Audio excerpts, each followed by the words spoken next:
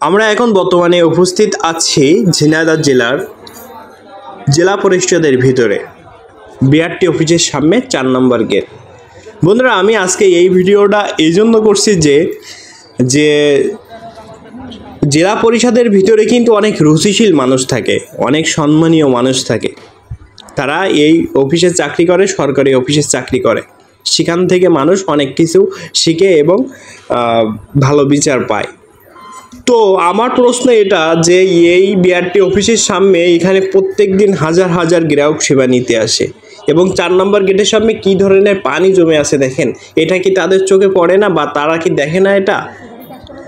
এটা সরকারি প্রতিষ্ঠান, যেটা একটা জেলার মধ্যে মাথা আর কি, সেই প্রতিষ্ঠানের সামনে এই পানি। আর এই পানি সম্পর্কে ওই স্টাফদের কিছু বলতে গেলে তারা চিতে যায়, তারা বলে যে আমরা কিছু জানি না, স্যারদের বলো।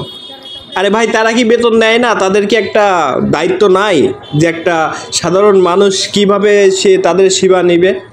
তারা বলে যে জুতা খুলে আসেন। ঝিনাইদহ ঊর্ধ্বতন কর্মকর্তা যদি কারো এই ভিডিওটা সামনে যেয়ে থাকে, ভাই অবশ্যই এই বিষয়টা একটু দেখবেন ভাই। আর আপনাদের এই বিআরটিদের কিন্তু প্রতারণার শেষ নেই, এরা সকলেই প্রতারক, আর এদের কথাবার্তার সাইজ অনেক খারাপ।